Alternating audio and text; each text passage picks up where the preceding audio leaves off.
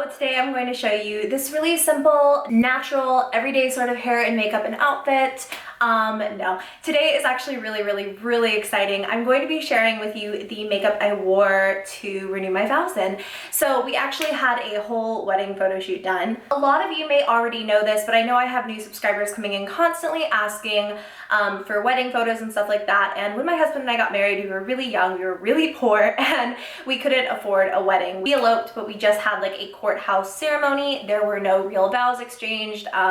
We had friends there, but it was only 2 people at the time. So we decided to renew our vows. I was like, I want wedding photos taken, finally. I feel like it's something I've wanted for 3 years now. We've been married, and so it was just really exciting for me to finally get to do this.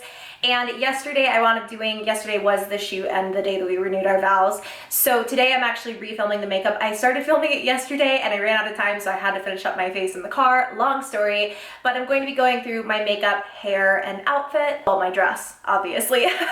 But yeah, I just really wanted to share this with you guys. A lot of you have asked about wedding makeup, wedding hair, plus size wedding dresses, and I just really wanted to share this with you. So if you want to see how I got ready for the big day, then just stay tuned. So starting off the night before, after I get out of the shower, I'm going to actually show you guys what I have been using to keep my hair super smooth and hair free. I have been using this for the last couple of weeks. It's called the Silk & Flash Go Express, and this is the coolest thing, you guys. It's an at-home hair removal device. It's one of the fastest methods to removing hair that's on the market. I think that the full body application takes somewhere in the realm of like 20 minutes. I'm gonna quickly show you guys how I use this and then show you what it looks like when the light is on and everything. There are a few different power settings. Each one is kind of suitable to a different skin tone and a different thickness of hair level. My favorite way to use the device is the gliding method, where you basically press down the button and glide slowly over the skin, and a small amount of pulses will go off in each area where hair removal is needed. You're supposed to start seeing results in 4 to 6 weeks, and actually for me, in a few sessions, like I would say about 3, this was my 4th one I'd ever done, I really started to notice less hair growth, slower hair growth. But it is made to actually give you permanent results over the course of your treatment, which I think is amazing. As you can see in this video, I'm currently fake tan, and every time that I have to shave over my fake tan, it exfoliates the skin. This is so much easier. It's so fast, and I'm gonna go ahead and show you what it looks like with the flashes. It doesn't hurt. You barely feel anything. I feel like a tiny bit of warmth and a little bit of a tingle, if that makes any sense. So I'm actually going to have this link down below. I'm a huge fan of this device, and I have been personally using it in the weeks leading up to my wedding. Okay, so let's start this biz. I am starting off with my hair in a dirty, messy bun. My hair is a little bit on the dirtier side because that tends to hold curl well. The day that I had my photos done, it was pouring rain. So I really needed all the help I can get. So I'm really just brushing mine out here, you know, detangling it as you do, finding my part. And I'm just parting my hair as I normally would. I want to look like myself, just a little bit enhanced, you know? After my hair is detangled, I'm going to start to put a heat protectant in, and no matter what you are doing to your hair, no matter how you're styling it, you always want to protect against heat.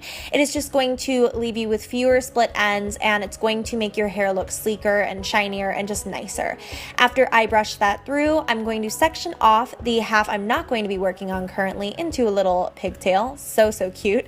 And then I'm going to start curling my hair. Today I'm going to be using a 32mm curling wand. Again, this is just what I tend to use regularly, and I want it to look like myself. I'm curling the pieces away from the face, and my method is 2 away, 1 towards. So you're gonna see here that is my last curl going away from the face, and I'm catching it and kind of letting it set in my hand. Then I'm going to curl the next piece towards the face.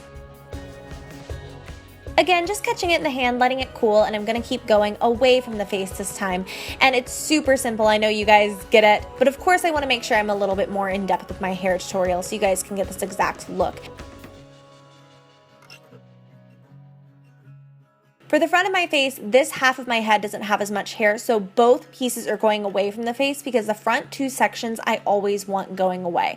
I'm also not going to catch these pieces, and I'm just going to let them drop for a slightly lighter and not as curly Q look. Now I'm going to grab a random chunk from the top of the head and just curl that away from the face. It can be any chunk. This one is just the one that I wanted, and this will help to kind of give you a little bit more bounce and differentiation in the curls so they don't all start and end in the exact same place. You know what I'm saying? Then I'm going to work on the other side of my head doing the exact same thing.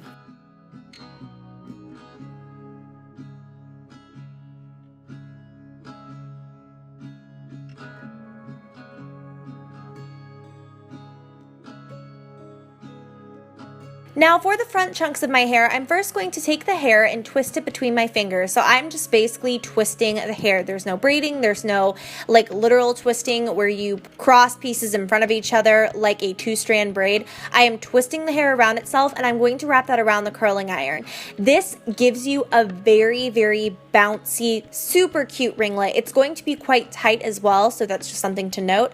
I just really liked that look, especially for the pieces near my face, and then I went back and corrected it on my other side of my head where I did not do that previously.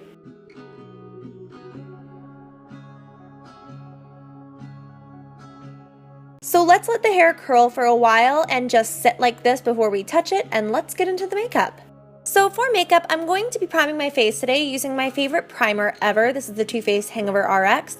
I am someone with dry skin, so I choose a hydrating primer. If you were oily, you'd want to choose a mattifying primer, so on and so forth with every single skin type. Then I'm going to conceal my eyelids just using a brightening concealer to hide any veins, and then I'll follow up with my favorite everyday eyeshadow primer. Really not experimenting too much with this. It has to be a look that I'm comfortable with and products that I know work well.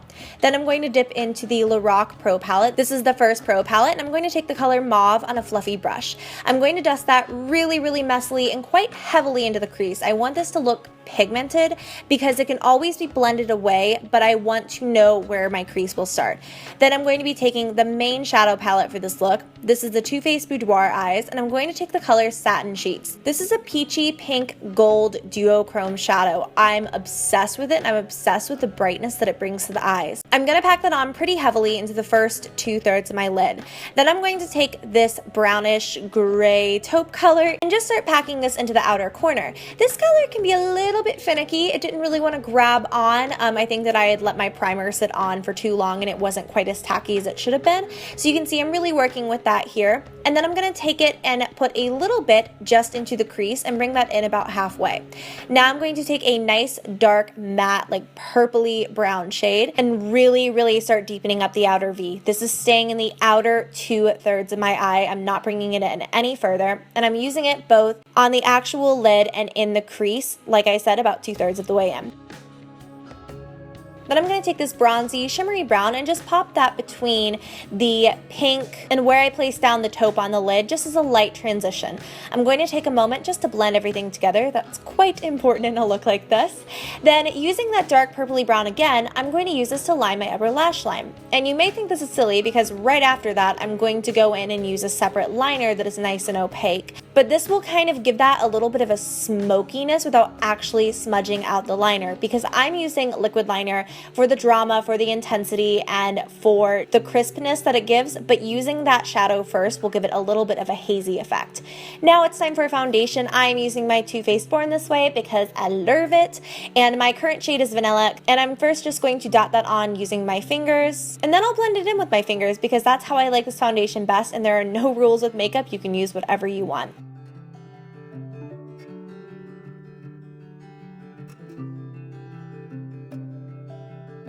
Then I'm going to highlight and conceal my under eyes, first starting off with a pinky toned under eye concealer from Maybelline, and I'm just going to erase the heck out of those dark circles, and then I'm going to go over it with a lighter skin tone concealer. This one is from Rimmel, and this is going to be in that upside down triangle under my eyes. I'll also drag it down the bridge of the nose, between the brows on the forehead for a little bit of life, on the chin, and on the cupid's bow. Then I will probably spend the next 30 years blending with a damp sponge like a beauty blender, or this one is a Real Technique sponge. After it's on, you can just see how much nicer my skin looks, and I feel like it gives a little bit of differentiation, and your skin doesn't look as flat as it does when you're just wearing foundation. Then I'm going to go in with a translucent powder and really heavily pack that on the under eye. I'll also bring it on the chin, upper lip. I'll dab a bit on the forehead. This is going to set my makeup and make it stay and stay and stay. Working on the lower lash line, we're going to take the taupe color and really lightly kind of dust that on the middle portion of our lower lash line. Then using the darkest purple brown, I'm going to work this into the outermost corner, bringing it up so that it meets with the outer corner of our shadow on the upper lid. This may seem so silly, but I'm going to pack on the babyest bit of that peachy gold duochrome shadow. Then I'm going to take Nude from Lorac Pro and pack that on the very inner corner. This just gives it a really light gradient and ensures that the lower lash line reflects what's going on the upper lash line. Then I'm going to blend everything out just using a narrow, fluffy brush.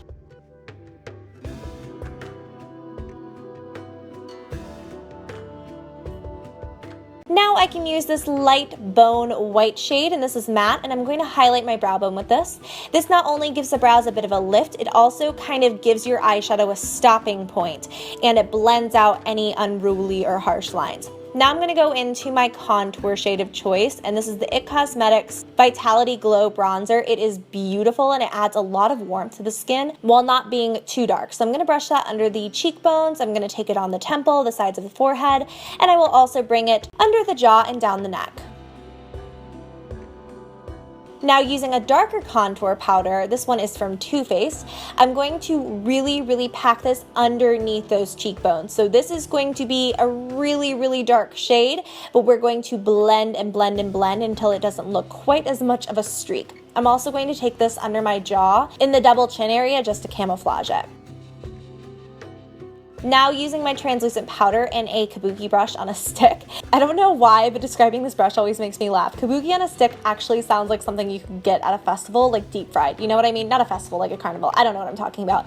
I'm just stamping this under my contour.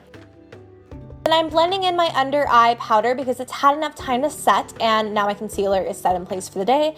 I'm going to be putting this blush on my cheeks from Charlotte Tilbury for a really lively glow.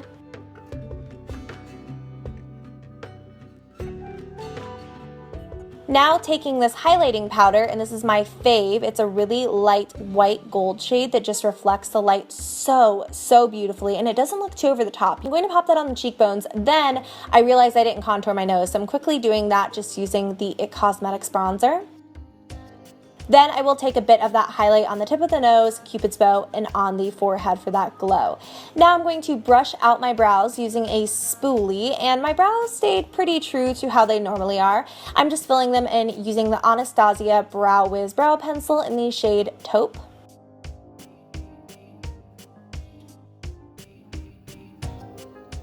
I'm going to take a second and just quickly blend out the powder underneath my contour because once again it has had some time to set. Then I will make sure my contour, my blush, all of these products are blended very nicely on the skin before I add a bit of clear brow gel. I don't know why, I just prefer to do this after I'm like done blending on my face. Then I'm going to set my makeup using MAC's Fix Plus spray. Now I'm going to use a dark brown black liner and add a bit of mascara to my upper lashes. My falsies today are Red Cherries number 43 lash. They are my go-to lash. I wear them constantly, and I just thought they looked really nice on my eyes. I feel like they add a bit of drama without looking incredibly impossibly fake. I'm also going to add some mascara to my lower lashes just for a bit of a more wide-eyed, dull-eyed effect. I don't really know. It's just what I do. Now I'm going to line my lips, and I'm using MAC's Swirl Lip Liner for this. It is just a really basic nudie mauve brown color. And with this, if you use a lighter hand, it tends to look quite natural. I feel like it really just looks like a mattified, enhanced version of my lip shade, really.